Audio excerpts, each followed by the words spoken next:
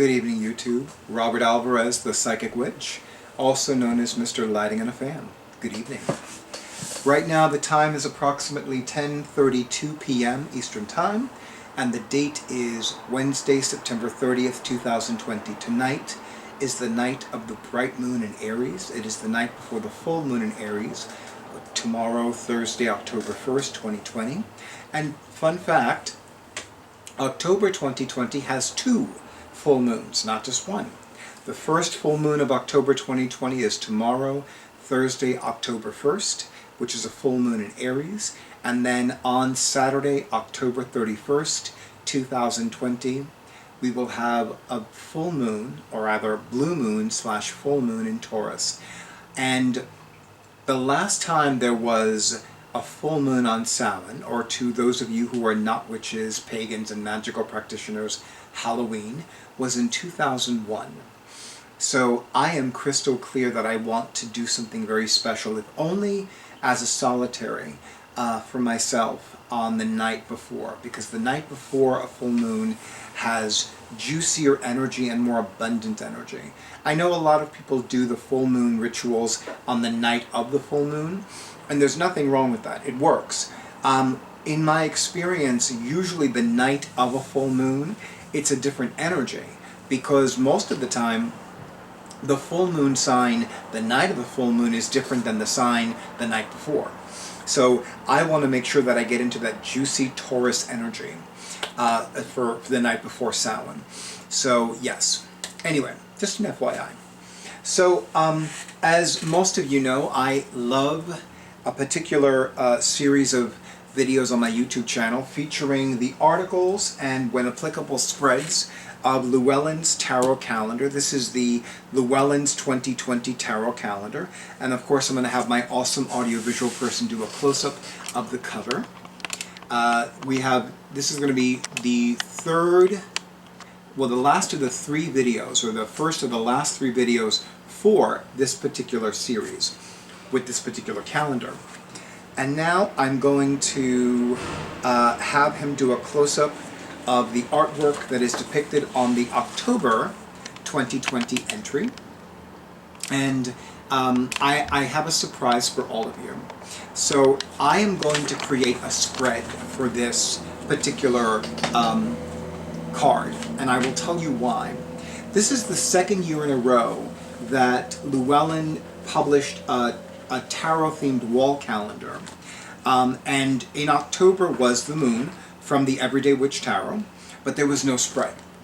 And part of me is like, well, come on, Samhain is one of the most appropriate activities to engage in on Samhain is divination. Although in some traditions it's usually pyromancy, which is looking into the flames of the cauldron. And then of course there's scrying, which is looking into water, like let's say in a goblet or in a cauldron. So yeah, so I'm definitely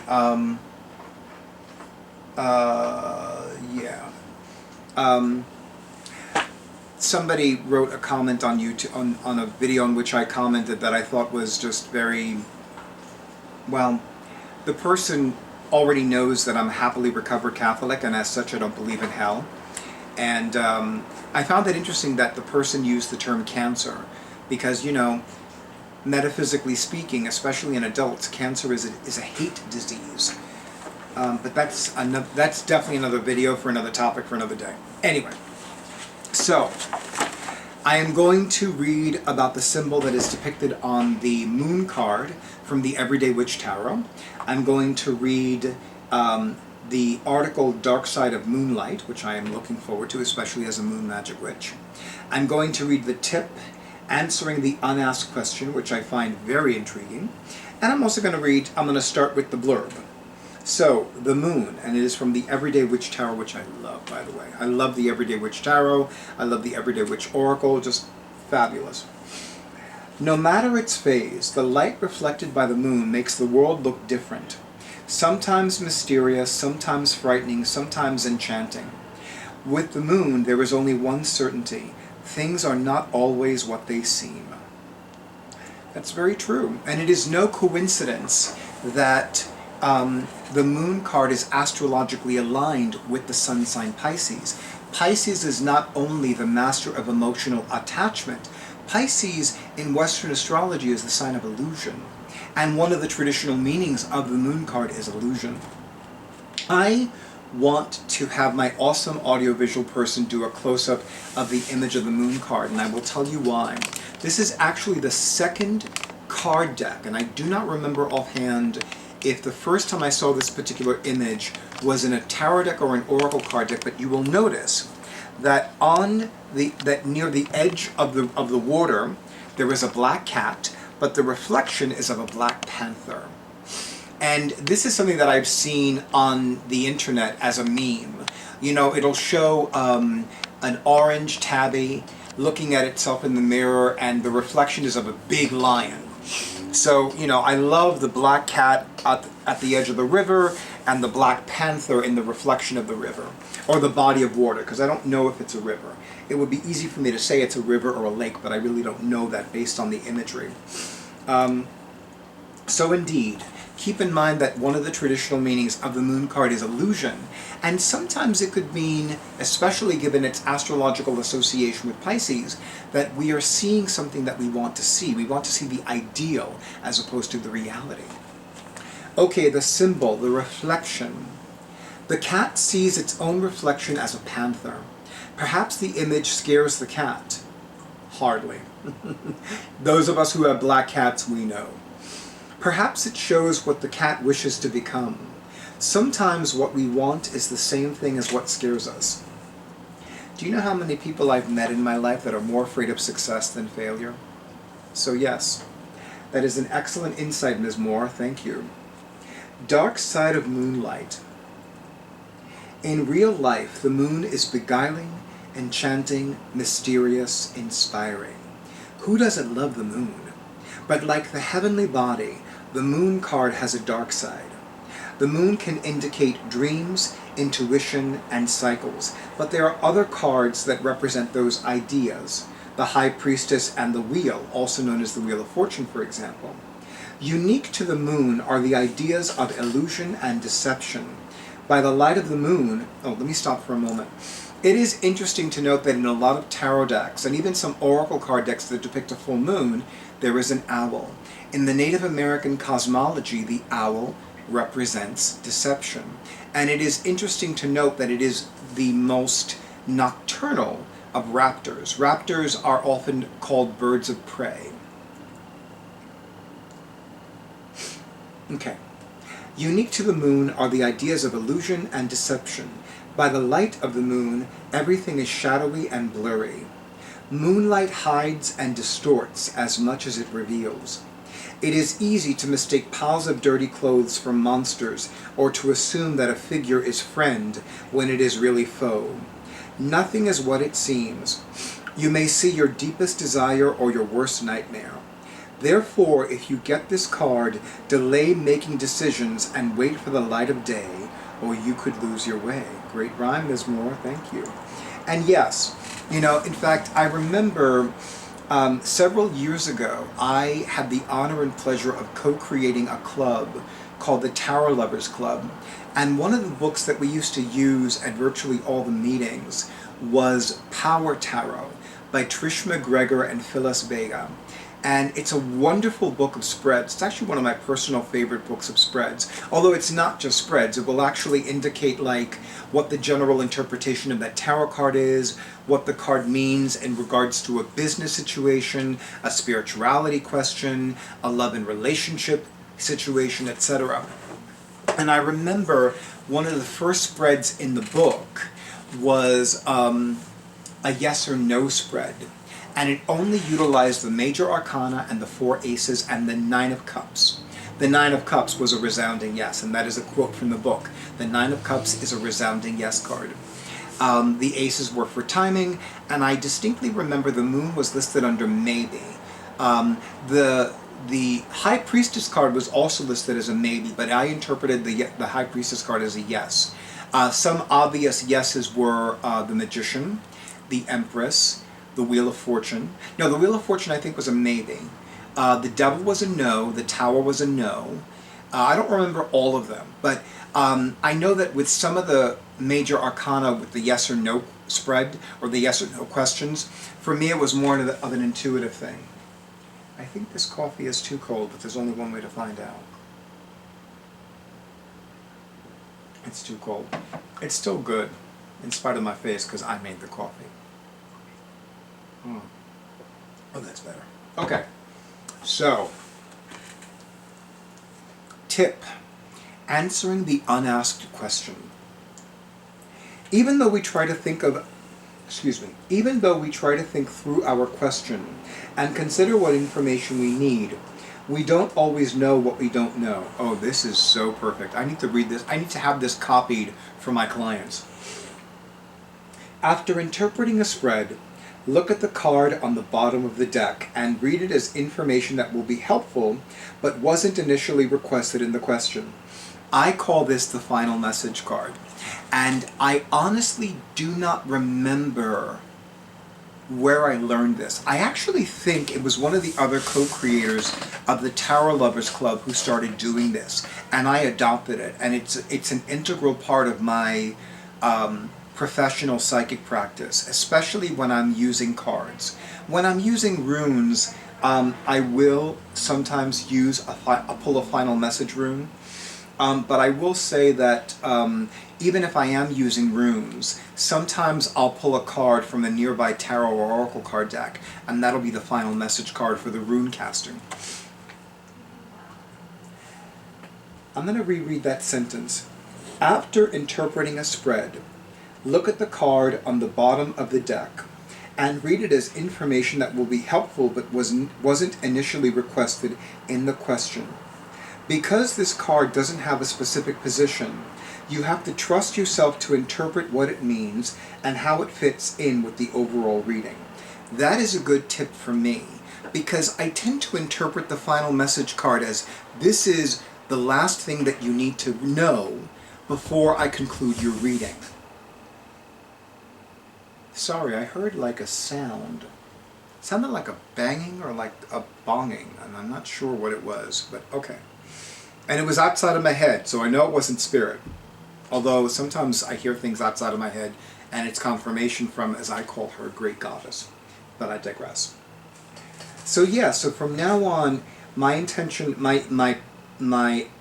the ideal for me as a professional reader would be to interpret the final message card also from the perspective of how it fits in with the overall reading. I need to remember that. I want to reiterate what I said towards the beginning of this video, and that is that it is my intention to create a spread with the moon card. Now, I want to give myself a few days to do this. Personally, my preference is to have this spread officially complete by no later than this Saturday, October 3rd, 2020. But that may not be feasible, especially since I will be returning to Notions and Potions not this weekend, but next week. But my intention is to do this sooner than later, or at the very least, in between tomorrow's full moon in Taurus, in between tomorrow's full moon in Aries and the blue moon, full moon in Taurus on Samhain. So that's my grace period deadline. Or rather, as I say, lifeline. That's my grace period lifeline. So, but I would much prefer to have this reading, this spread complete by no later than this Saturday, October 3rd, 2020. So we'll see what happens over the next 2 days. I really enjoyed reading the articles. I, for one, I love this calendar. I love this tarot calendar, and I truly cannot encourage more of you enough to buy this calendar. As I've mentioned in previous videos, Llewellyn's annuals, for example, their tarot calendar, their Spell A Day Almanac, their daily planetary guides, all of their annuals are published every year either in July or August. So essentially, every annual that you normally buy from Llewellyn whether it is the Daily Planetary Guide, the Pocket Astrologer, the Spell A Day Almanac, the Witch's Calendar, the Witch's Book Calendar, the Witch's Wall Calendar. They are usually almost always published between July and August. We are on the last day of September, so I imagine that every annual for 2021 has already been published. If memory serves, Llewellyn's 2020 Tarot Calendar was published in July of 2019. Let me say that again. If memory serves, Llewellyn's 2020 Tarot Calendar was published in July 2019.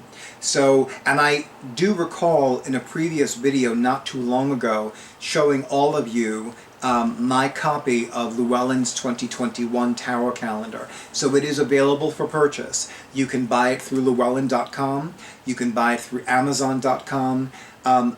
Personally, as much as I love going to Barnes & Noble booksellers, I almost never find Llewellyn's annuals there. They have actually, when I've asked them to look up if they have one of their annuals, they usually have an annual for a few years earlier. Like I remember last year, it was either December of last year, 2019, or January of this year, 2020. I distinctly remember, yes, it was January 2020 because I did not buy these ahead of time. But I do remember going to the Barnes & Noble booksellers in Union Square in the East Village in Manhattan, and I remember that the associate told me that they had a copy of Llewellyn's Daily Planetary Guide from 2017. Now I was like, that's not going to work for me. Fortunately for me, there is a beautiful metaphysical store that is that's not even 2 blocks away from that Barnes & Noble bookseller store. It is called Namaste, and they had one final copy of this. It was actually the last copy in the store. I was beyond thrilled. So I snatched it up. I'm like, this is mine. It's official. So I was really happy. But my intention is to buy all the annuals that I'm going to buy before the end of 2020. So I definitely already have Llewellyn's 2021 Tarot Calendar. I need to buy Llewellyn's 2021 Daily Planetary Guide. I already received the email to pre-order the Many Moons 2021 Lunar Planner, which is not a Llewellyn product, but I digress. And I definitely feel led to buy the 2021 Spell A Day Almanac, because I missed having it this year. I didn't use it that much last year, but one of my favorite fellow witchy and metaphysical YouTubers, Jennifer Ball's Witch House, formerly known as Jennifer Ball's Spiritual Garage, loves reading the Spell A Day Almanac from Llewellyn Publishing. For her, it's like a meditation and a lovely way to unwind at the end of the day. Although now that she is blissfully retired, she's probably spending the beginning of her day, or still spending the end of her day reading it. But I was very, Jennifer, you really struck a chord with me when you shared that in one of your comments on one of my videos. And ever since then, it's like, I really love thinking about you, comfortable and cozy in your bed, reading your copy of Llewellyn's Spell A Day Almanac for that calendar year. It just gives me, and I almost never use this phrase, it gives me a warm and fuzzy feeling inside to see you so happy and contented and at peace. So, yeah, it makes me happy to know how happy and relaxed you are. I actually can no longer read in bed, only because I wind up starting to nod off after the first paragraph. So now I tend to read in the living room. It just works better for me. And of course, I'm still continuing to read books on a bus or a train. That hasn't changed. But anyway, YouTube, thank you so much for honoring who I am and what I do. I thank you in advance for the likes, for the shares, for the comments, and for the subscriptions. And those of you who have purchased this, who have purchased Llewellyn's 2021 Tarot Calendar, let me know in the comments. If you have not purchased it already, please do so as soon as you can. I tend to be a little bit biased with... Okay, so I need to apologize because my awesome audiovisual person has been half tired all day, and he totally forgot to do that. And I would throw something at him at camera, but it might damage the ring light, and I have been waiting for this ring light for far too long. But I promise you, my awesome audiovisual person is not going to make that happen again, right? You're sure? Because I can always throw something at you off camera, okay? Okay. YouTube, thank you so much for honoring who I am and what I do. Thank you to those of you who have already purchased Llewellyn's 2021 Tarot Calendar, and for those of you who have yet to purchase it, or for those of you who are waiting to receive it, let me know that too. Thank you. I wish all of you and yours many mountains of blessings, and stay tuned for the next video.